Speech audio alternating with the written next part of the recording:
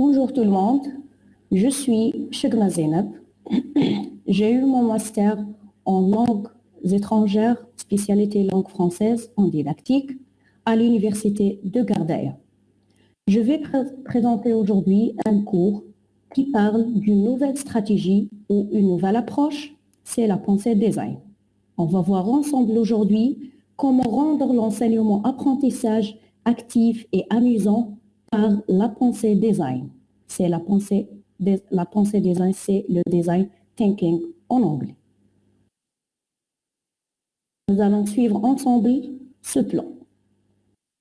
On commence par la définition de la pensée design, puis ses étapes, et on termine par un exemple pratique en classe.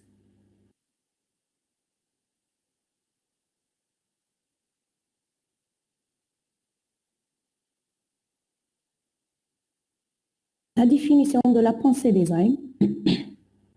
La pensée design est parmi les méthodes et les approches qui ont pour objectif de motiver les apprenants. Elle est considérée comme une approche centrée sur le travail de l'être humain, alors que dans l'enseignement-apprentissage, elle est centrée sur l'enseignant et l'apprenant surtout. Cette approche vise à réaliser à la fin un produit ou un service innovant qui répond à un besoin précis.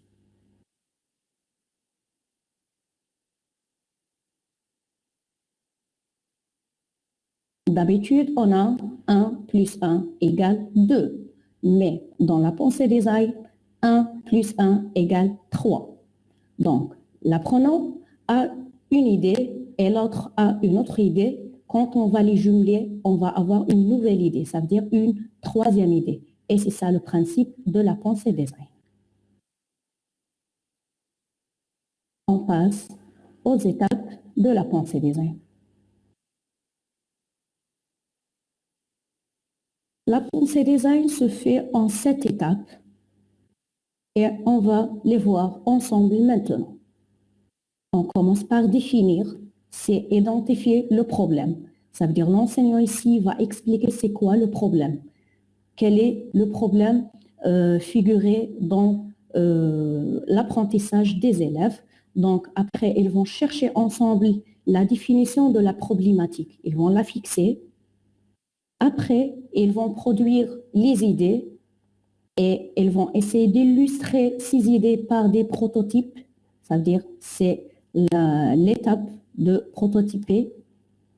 Puis, ils vont sélectionner une idée où ils vont se connecter pour l'améliorer et pour avoir un produit final.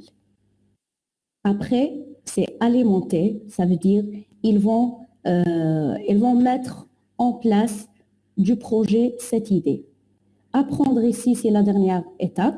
C'est quoi? C'est apprendre par nos erreurs. Ça veut dire ici, quand on termine le produit final, on va le mettre à la portée des utilisateurs.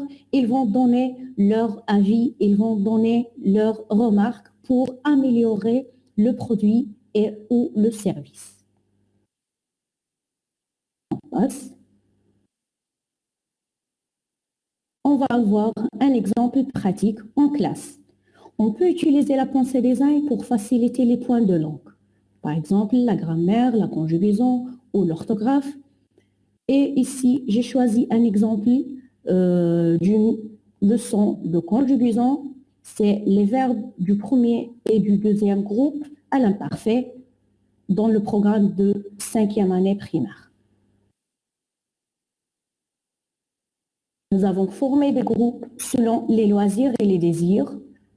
Par exemple, on a des élèves qui dessinent, d'autres qui chantent et d'autres qui ont la volonté de faire des pièces théâtrales ou bien ils inventent des dialogues. Après, on a défini la tâche finale. La tâche finale ici, c'est quoi? C'est aider les élèves à mémoriser la conjugaison à l'imparfait. Après, récolter et produire des idées et discuter, ça veut dire chaque groupe va travailler toute seule.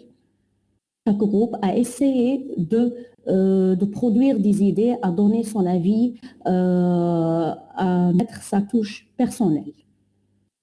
Quatrième étape, nous avons préparé des prototypes aux autres et sélectionné la meilleure idée. Ça veut dire ici, chaque groupe a déjà donné son idée, il a déjà discuté avec ses camarades, donc maintenant ils ont essayé de produire un exemplaire. À la fin, présenter le produit ou le service final aux élèves et aux enseignants pour l'évaluer et l'améliorer. Ça veut dire ici, chaque groupe a préparé quelque chose, donc à la fin, chaque groupe va présenter cette idée, va prendre l'avis des autres enseignants et des autres élèves. Et puis, ils vont améliorer le produit et le développer. Nous allons voir ensemble un exemple. Bien sûr, c'est un exemple fait avec les élèves de la 5e année. Nous avons écrit sur le tableau la conjugaison du verbe chanter à l'imparfait et en sélectionnant les terminaisons. Et on va écouter ici ensemble cet exemple ou bien ce produit de groupe du chant.